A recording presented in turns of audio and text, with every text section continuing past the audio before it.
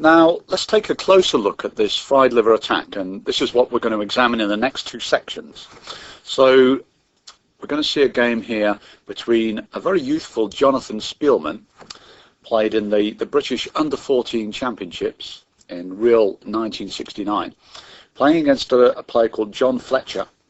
And John Spielman opens with e4, and black plays e5, knight f3, knight c6, and now bishop c4, knight f6, knight g5, and black plays d5, e takes d5, and now recaptures with a knight, no doubt unsuspecting.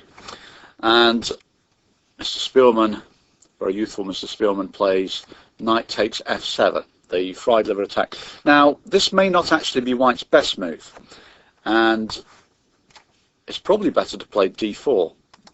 But knight takes f7 is hugely popular amongst the junior masses, and this was even the case in 1969. Black has to recapture, king takes f7, and white plays queen f3 check. And now if black's not going to go just a pawn down with a bad position, he has to go out with his king up to e6. And now white plays the move knight c3. Now in this position we've got a parting of the ways. Black can play this move, knight c to e7, and that's going to be the move we'll look at in the next section. In this game, black instead played this move, and this has also got a threat maybe to take on c2 check, so black's hoping to counterattack at the same time as defend this knight on d5. And after knight c to b4, white then plays this move, d4, and if black were to do this now, take here check, then white would gain time on the knight like so, and knight takes here. This would be a total disaster for black. He'd be mated in a few moves this way. Then knight here check, and the king would be forced back, and then white can play this move check, and then say here also e8 is the same thing, queen f7 mate. So d4, black really daren't take this pawn off on c2, and instead he defends this knight on d5 with this move c6. So defending that and now reintroducing the possibility, much more realistic possibility now, to take this pawn check and go for the rook in the corner. So white defends against this, and at the same time prepares a threat against d5 with queen e4. And now black plays the move king back to f7, trying to get his king out to safety somehow. He's trying to maybe bring his bishop here and get his king a bit safer than it is at the moment.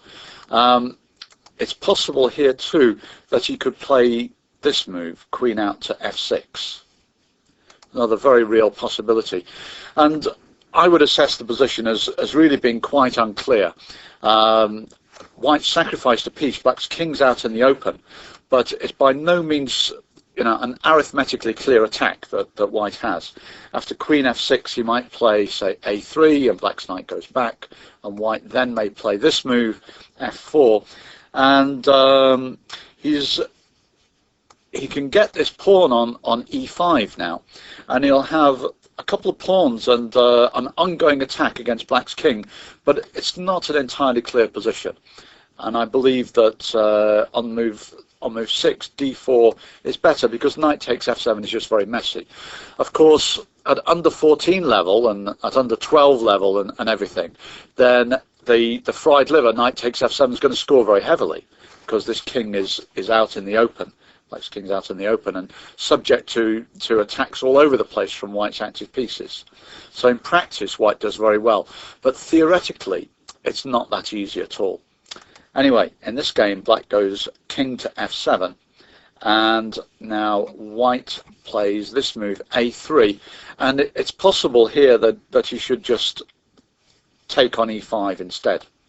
I think this is going to give him a couple of pawns for the piece, ongoing attack. He goes a3, and now black could have taken this one, and when white takes here, take here. And does white have enough for the piece here? I really have serious doubts, and for this reason I'm not really sure about Spielmann's a3.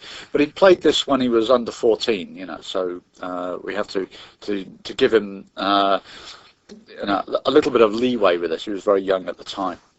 So after a3, black didn't take on d4. Instead, he played this move, pinning, hopefully, this a3 pawn against the rook. Well, this is now what happened, is that white plays a takes b4, and black takes the rook. He has to. And what white should probably now do is just defend this bishop on c1 by castling, and then when black, say, goes here to try and neutralize the threats along this diagonal, then white can take here, pawn takes, bishop takes. And this is a huge attack for white, for the sacrificed rook. He's a rook down here, but black's king is in all sorts of trouble. White's threatening queen f5 check, and after takes here check, then white's got an absolutely massive attack, and I would assess that as being winning for white. Instead, he decides to sacrifice this bishop as well. Okay, you know, we have a very young and very aggressive player on our hands here.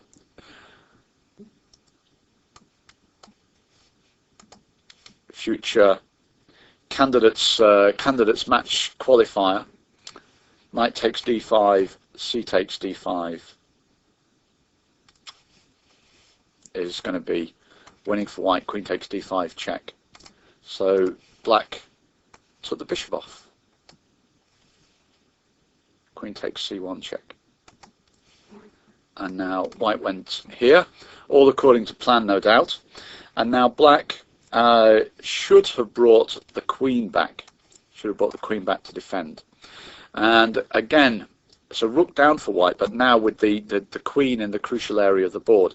And say now if white played knight into c7 check, and black were to go here, and white takes this rook off, then white's position really loses its momentum, and then black could play bishop g4 check, and after f3 bring this bishop back here. And you know, it's really not clear how white's going to continue in this situation. Now, instead of this, knight takes d5, black played queen takes c1 check. White then went with his king to e2, and now black decided to take the entire rook. And then white goes knight into c7, discovered check from the bishop,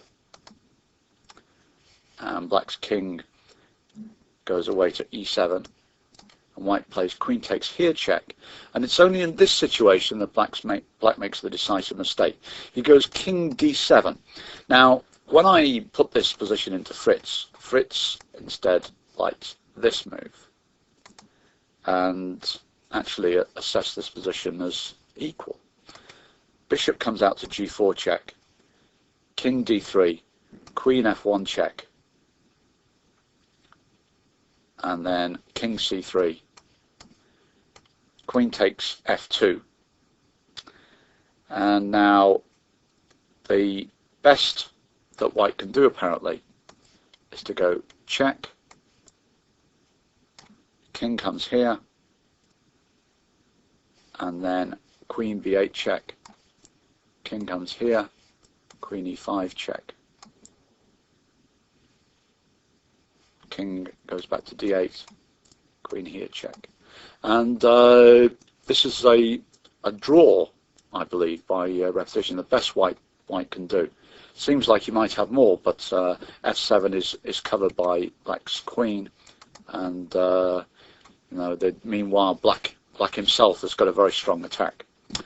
So king d8 would have been a draw in this position.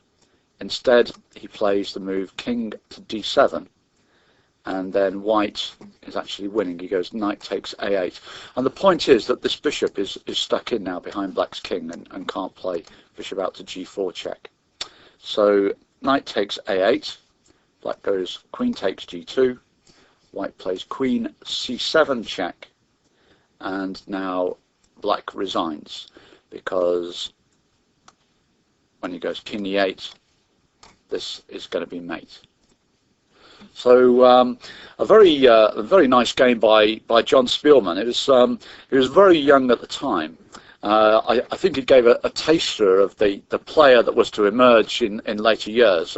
Ferocious attacking player in his youth, and in fact he maintained this quality throughout his career. And this game, perhaps a little bit speculative in certain stages.